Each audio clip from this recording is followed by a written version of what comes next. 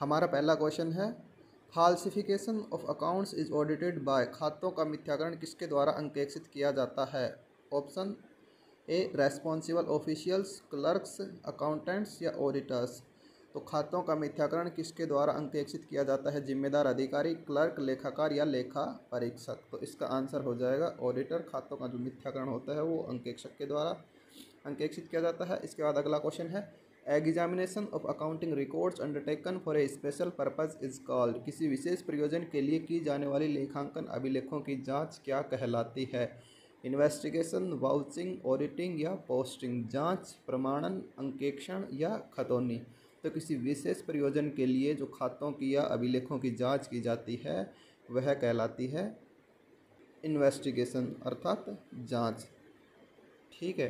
इसके बाद अगला क्वेश्चन है, विच ऑडिट इज़ फॉरवर्ड लुकिंग। कौन सा अंकेक्षण फॉरवर्ड लुकिंग है, जो मतलब आगे की ओर देखकर चलता है?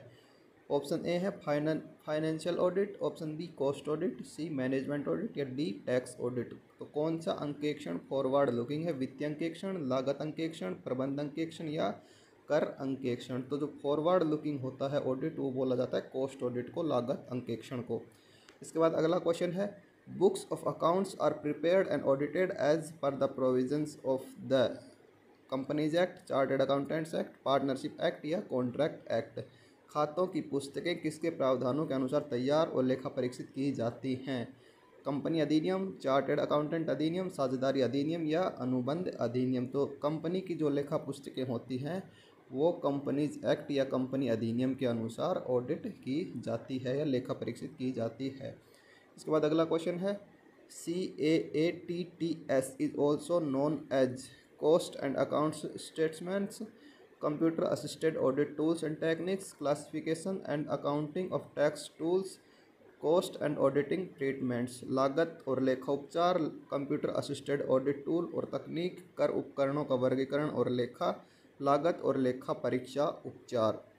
तो जो CAATTS होता है वो होता है computer assisted audit tool and techniques. तो इसका ऑप्शन हो जाएगा B, computer assisted tools and techniques. ठीक है। इसके बाद अगला क्वेश्चन है, accounting standard are prepared by. लेखांकन मानक किसके द्वारा तैयार किए जाते हैं? Option A SEBI, B RBI, C ICAI या डी ICSI।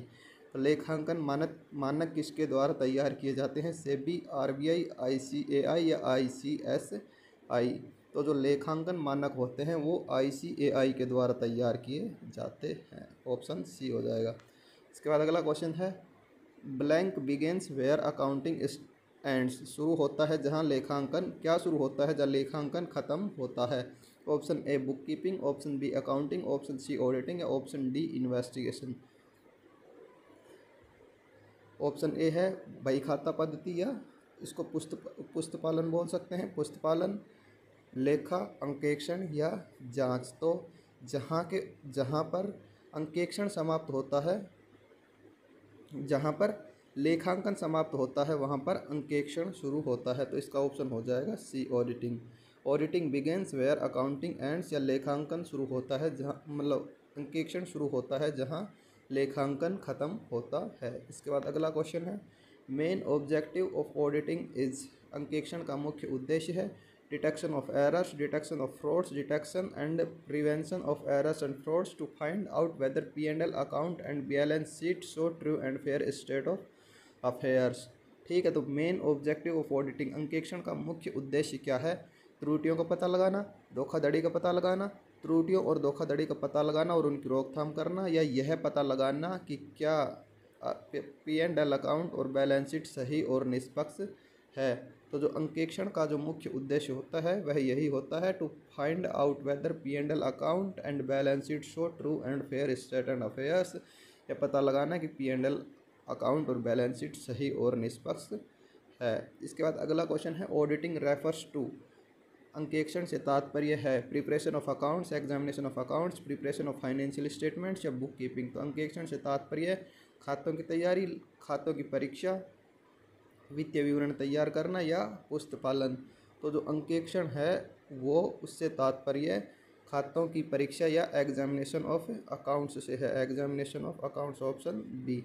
इसके बाद अगला क्वेश्चन है, ऑडिटिंग इज कंपलसरी फॉर, अंकेक्षण किसके लिए अनिवार्य है? Small scale businesses, partnership firms, joint stock company या प्रोप्राइटरी कंसर्न्स। तो अंकेक्षण किसके लिए अनिवार्य है? छोटे पैमाने के व्यवसाय, साझेदारी फर्म, जॉइंट स्टॉक कंपनियां या मालिकाना प्रतिष्ठान या प्रोप्राइटरी कंसर्न। तो अंकेक्षण जो होता है वह जो जॉइंट स्टॉक कंपनियां होती हैं उनके लिए कंपलसरी होता है। ठीक है, थैंक यू।